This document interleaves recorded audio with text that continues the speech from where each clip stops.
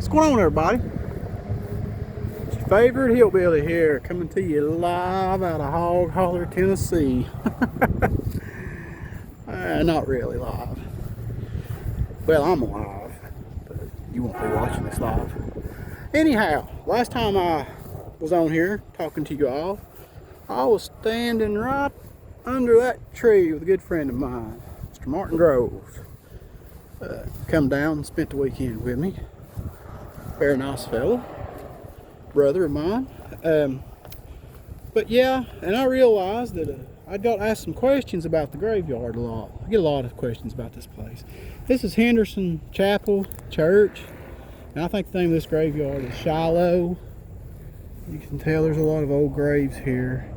And the best of my knowledge growing up, this over here was the witch's grave. And I think I've got a video on there about this. One of my first videos. It looks like somebody has been scratching on her grave. Look at that. That's weird, ain't it? That's odd that that's like that. I don't know why somebody would have done that or what that means. But then it looks like there's a piece that broke off there. You're welcome to come get that and take that home with you and see how that goes.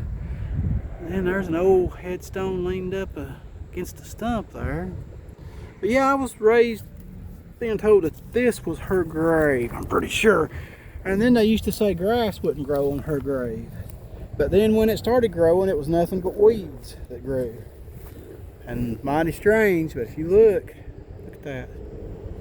Now you look at these other graves, they look good. Good shape. Go over here. And then you come right back to this one. Boom. It's odd, ain't it? You say, well, she's probably buried on the other side. Well, maybe.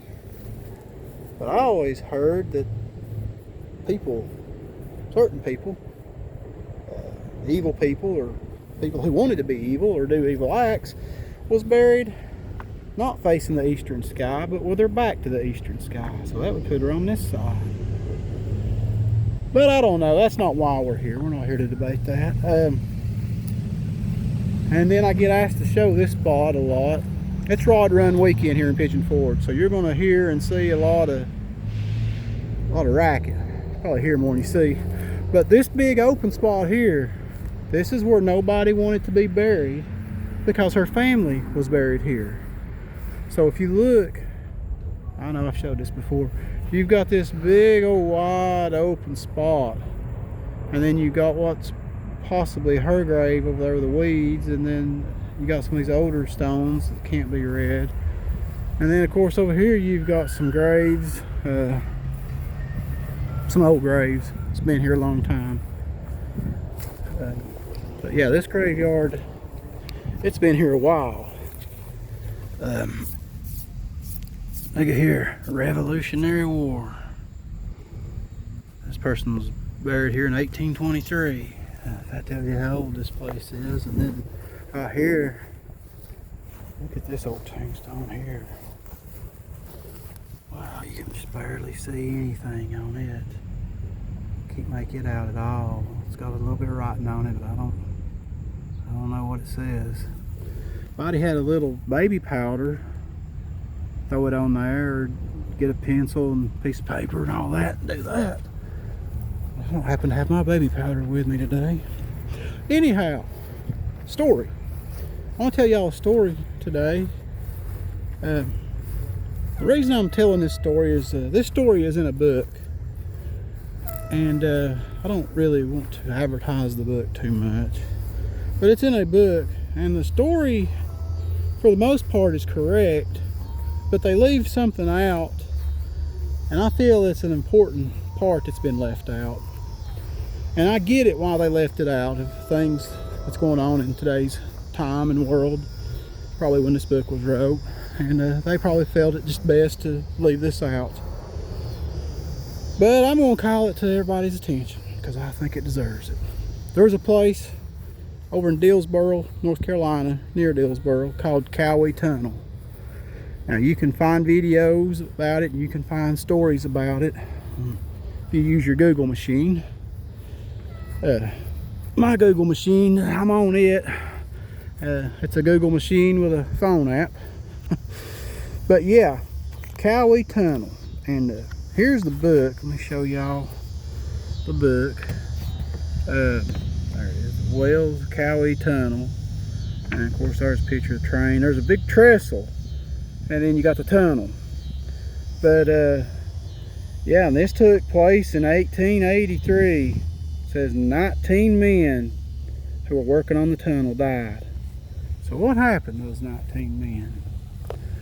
Well, they couldn't find nobody to work on the tunnel back then. That was hard, back-breaking work with a pick, digging through a mountain of rock, because that's all that was just a mountain of rock.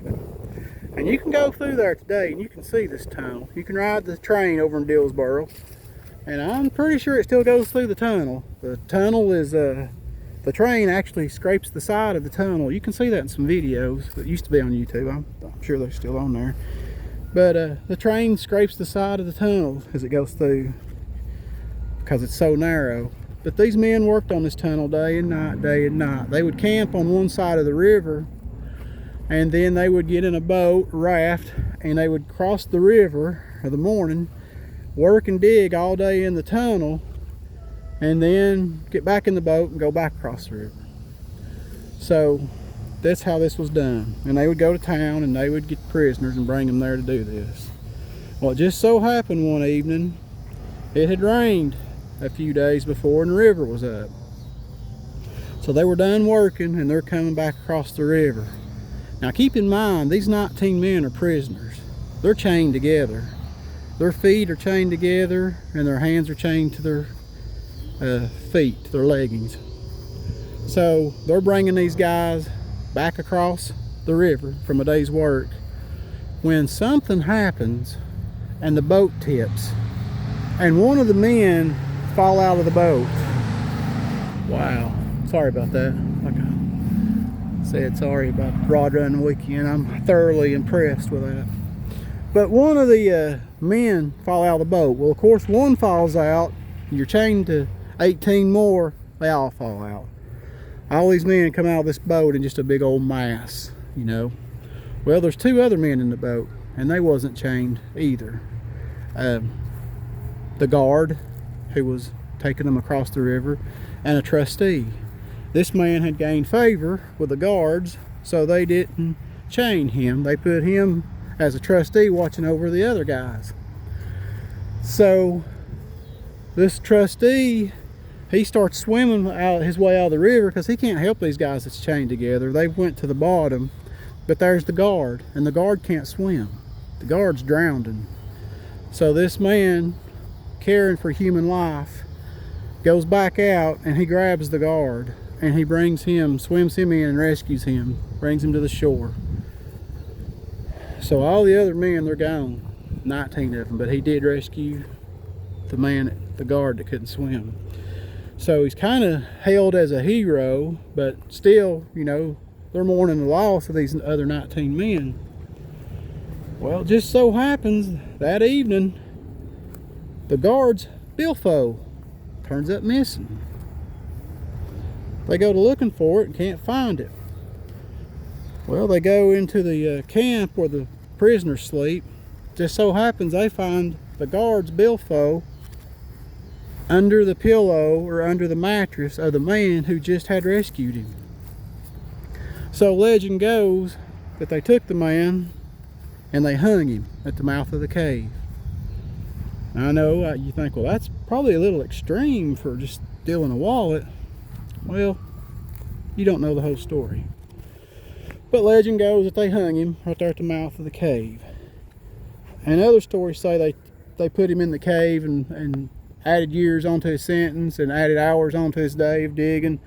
A lot of stories go with that, but they hung him, is what I was told.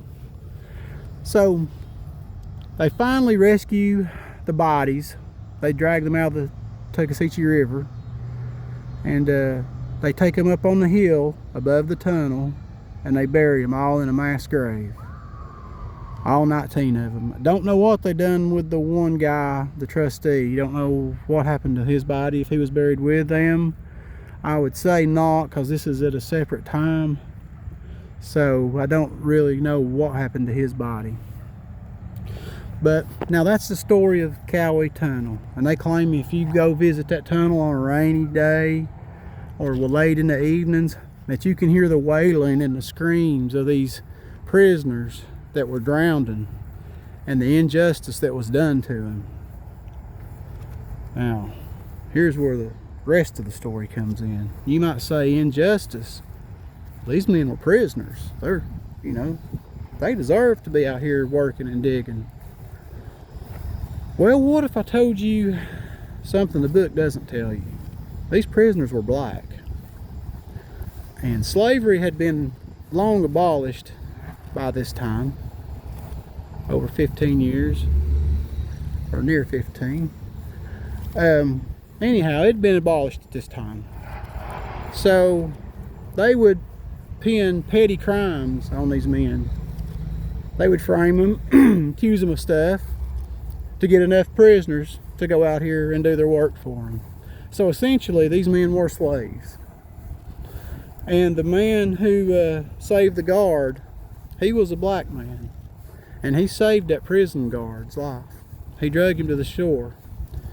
This so embarrassed the prison guard to be saved by this man, by this black man. He was embarrassed. So the story goes, he planted his billfold under the pillow or mattress of this man who just saved his life a few hours earlier. And then when they done the search, he went straight to the guy's pillow and found it. And they hung the man. So now maybe it's a little bit more clear why he was hung. But I felt like I needed to bring that to light. It skips over that in the book. It just basically says prisoners, and that's the end of it. And it says the man stole the billfold. It doesn't tell you if the billfold was planted. But if you research it yourself, I don't know what the stories, how the other stories on the internet tell this story. But I'm telling it to you the way I've always heard it. It's just right across the Smoky Mountains here. Just on the other side of that big mountain that you can see off in the distance. You go over there, that's Dillsboro. You'll see the cave and all that. If you ride the train, you'll go across the big old trestle. And there's pictures on the internet. It's beautiful if you want to look it up. But they do claim that they're buried above the tunnel, and that you do hear the wailing and the cries of these men, of these prisoners or slaves, whatever you want to call them, that were drowned on that day, forced to work. But that's how the story goes of the Cowee Tunnel. It's a fascinating place. It's supposed to be very haunted. The train still goes through there, pretty sure. I would not go into that tunnel if I were you. I think you'll find videos where there's people actually going into the tunnel if you look up Cowee Tunnel. But I'd heard that story all my life, that you can stand outside that tunnel and you can hear wailing, you can hear crying, you can hear voices talking. You know, these old Smoky Mountains, like I've told you before, they're dark and vast, you know. You don't ever know what's up there or what's waiting on you up there. But I think there's a plaque now somewhere near the tunnel that's been erected that talks about the people who died. And then I think it also mentions the guard and the man who saved the guard's life. If you actually want to know their name, you can look that up. I wonder what lives in there. But yeah, that's the story of the Cowee Tunnel. And I'll hop back in here and catch up with y'all and talk to y'all some more and tell you some more stories. I had seen this book and picked it up, started looking at it, and saw the Cowee Tunnel story. And I thought, well, I'll just read that, see if I learned something new. Well, I learned that the author of the book actually cut out, left out some of the stuff. So, anyhow, guys, I'll hop off here. I'm gonna get out of this graveyard before the sun goes down. I might run into, who knows, I might even run into Martin Groves up here again somewhere. Guys, I love y'all. Take care. And I'll be back before too much longer. Thanks.